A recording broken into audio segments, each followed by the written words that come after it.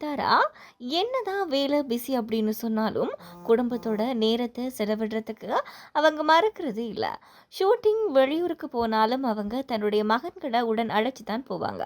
நயன்தாரா தன்னுடைய மகன்களுடன் இருக்க வேண்டும் என்பதற்காகவே சென்னையில் ஷூட்டிங் நடத்த வேணும் அப்படின்னு சொல்லி தயாரிப்பாளர்களிடம் சொல்வதாகவும் முன்பு செய்திகள் வந்ததும் குறிப்பிடத்தக்கது. இந்த நிலையில் இன்று நயன்தாரா மற்றும் விக்னேஸ்வரன் இருவரும் திருமண நாளை இத்தாலியில் கொண்டாடி இருக்கிறாங்க. இத்தாலியில் புகழ்பெற்ற ரியால்டோ பாலம் முன்பு நின்று அவர்கள் ரொமான்டிக்காக போட்டோ எடுத்துக் கொண்டிருக்கிறாங்க. அந்த போட்டோக்களும் தற்போது லைக்குகள் குவிந்து வருகின்றன. நடிகர் ரவிமோகன் விவாகரத்து வழக்கு பரபரப்பாக சென்று கொண்டிருப்பது ஒரு பக்கம் இருந்தாலும் கூட ரவிமோகன் மற்றும் அவருடைய தோழி கனிஷா இருவரும் பிரிந்தது சில வாரங்களுக்கு முன்பு சினிமா துறையில் பெரிய அளவில் பேசப்பட்டது. அதனைத் தொடர்ந்து ஆர்த்தி குடும்பம் பற்றி ரவிமோகன் கண்ணீருடன் அளித்த பேட்டியும் வைரலானது.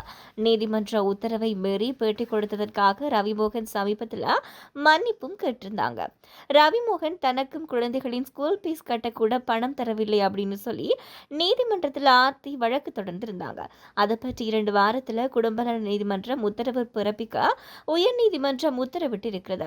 இந்த நிலையில் தற்போது ரவிமோகன் மற்றும் கெனிஷா இருவரும் மீண்டும் ஒன்றாக இணைஞ்சிருக்கிறாங்க. திருப்பதி ஏழுமலையான் கோவிலில் சாமி தரிசனம் செய்து இருக்கிறாங்க. இந்த வீடியோ தற்போது இணையத்தில் வைரலாகி இருக்கிறது. தமிழ் சினிமாவினுடைய முன்னணி நடிகராக பாக்ஸ் ஆபீஸில் கிங்காக வலம் வந்த விஜய் இப்போ சினிமாவில் இருந்து விலகிட்டாங்க. இந்த துறையிலிருந்து மக்கள் பணிக்காக இப்போ அரசியலில் களமிறங்கி மக்களுடைய கவனத்தை பெற்று வராங்க. இப்போது பெண்கள் பாதுகாப்புக்காக சிங்கப்பெண்ணை குழுவை உருவாக்கி இருக்கிறாங்க. இன்று முதல் சிங்கப்பெண்ணை அதிரடி காட்டி இருக்கிறாங்க. அந்த நிலையில முதலமைச்சர் விஜய தன்னுடைய குடும்பத்தினுடன் சென்று வாழ்த்து சொல்லியிருக்கிறாங்க ஸ்னேகா மற்றும் பிரசன்னா ஜோடி. நடிகர் ரஜினியினுடைய அடுத்த படமான ரஜினி 173 படத்தை அஸ்வத் மாரிமுத்து இயக்குறாங்க. கமல்ஹாசனுடைய ராஜ்கமல் பிலிம்ஸ் நிறுவனம் தான் இந்த படத்தை தயாரிக்கிறது. தற்போது இந்த படத்தினுடைய ப்ரீ ப்ரொடக்ஷன் பணிகள் வேகமாக நடைபெற்று வர நிலையில விரைவில் தொடங்க இருக்கும் ஷூட்டிங்காக செட் போடும் பணிகள் சென்னையில் நடைபெற்று வருகிறது. இந்த மாத இறுதியில் படப்பிடிப்பு தொடங்கும் அப்படின்னு சொல்லி எதிர்பார்க்கப்படுகிறது. ரஜினி 173 படத்தில் சூப்பர் ஸ்டார் டாக்டராக நடிக்கிறார் அப்படின்னு சொல்லி தகவல் வெளியாகி இருக்கிறது. அதற்கான லுக் டெஸ்ட் சமீபத்தில் நடத்தியிருக்கிறாங்க. ரஜினி தன்னுடைய கேரியர்ல முதல் முறையாக டாக்டராக நடிக்கிறாங்க. இதற்கு முன் சந்திரமுகி படத்தில் ரஜினி மனநல மருத்துவராக மட்டும் நடிச்சிருந்ததும் குறிப்பிடத்தக்கது. சின்னத்திரை தொடர்களில் வர காட்சிகள் படங்கள் இருந்து காப்பி அடிக்கப்பட்டதாக அடிக்கடி விமர்சனம் வைக்கப்பட்டது ஒரு வழக்கமான ஒரு விஷயமாகிவிட்டது எல்லோருக்குமே தெரியும். அப்படி சமீபத்தில் கருப்பு படத்தை காப்பி அடித்ததாக நடிகர் ஸ்ரீகுமார் மீது நெட்டிசன்கள் விமர்சனம் வச்சிருக்கிறாங்க. தன் மீது வந்த ட்ரோல்களுக்கு நடிகர் ஸ்ரீகுமார் தற்போது பதில் அளித்திருக்கிறாங்க. கருப்பு படம் வந்ததும் அதை பார்த்து காப்பி அடித்ததாக சொல்றாங்க. அப்படி காப்பி அடித்தால் என்ன, இப்போ எல்லாம் இன்ஸ்பிரேஷன் தான், சீரியல் என்றால் கேவலமா பார்க்குறாங்க, வெட்கமே இல்லையா அப்படின்னு கேட்குறாங்க. இதில் என்ன தப்பு இருக்கு? கொஞ்சம் கெட்ட வார்த்தை இல்லாமல் கமெண்ட் பண்ணுங்க. ஒரு சீரியலை நம்பி 100 குடும்பம் இருக்கு. விடாது கருப்புன்னு 90ஸ்லயே வந்துச்சு. இதெல்லாம் சினிமா, சீரியல், நாடகம், தெருக்கூத்து போன்றவற்றுக்கு வித்தியாசமே இல்லை. எல்லாரும் ஒரு ஜான் வயிற்றுக்கு தான் வேலை பார்க்குறாங்க.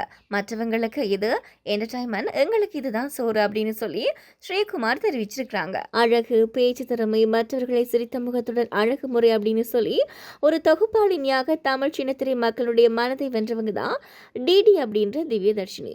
பள்ளியில் படிக்கும் போதே தொகுப்பாளினியாக களமிறங்கினவங்க. ரெக்கை கட்டிய மனசு அப்படின்ற சீரியல் மூலம் நடிகையாக களமிறங்கியவங்க. தொடர்ந்து படங்கள்லையும் நடிச்சு வந்தாங்க.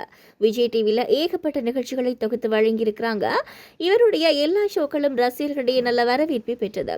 கடந்த 2014ஆம் ஆண்டு தன்னுடைய நீண்ட நாள் நண்பர் ஸ்ரீகாந்த் ரவிச்சந்திரன் அப்படின்றவரை காதலித்து திருமணம் செய்து கொண்டாங்க. ஆனால் 3 வருடத்திலேயே கருத்து வேறுபாடு ஏற்பட்டு விவாகரத்து பெற்றாங்க. இடையில டிடிக்கு காலில் பிரச்சனை ஏற்பட்டு சிகிச்சை செய்தவருக்கு சிகிச்சை தவறாக அமைந்துவிட்டது. அதனால் மற்றொரு சிகிச்சை செய்ய அதுவும் சரியாக வரவே இல்லை. இப்படி காலில் ஏற்பட்ட பிரச்சனையால் வீட்டிலேயே முடங்கினாங்க. ஆனாலும் டிடி புதுவிதமான நிகழ்ச்சிகளை நடத்திய வண்ணம் இருந்தாங்க. தற்போது தொகுப்பாளினி டிடி புதிய லான்சன் டொயோட்டா காரை வாங்கியிருக்கிறாங்க. அப்போது எடுக்கப்பட்ட வீடியோவும் இப்போ வெளியாகி வைரலாகி வருகிறது.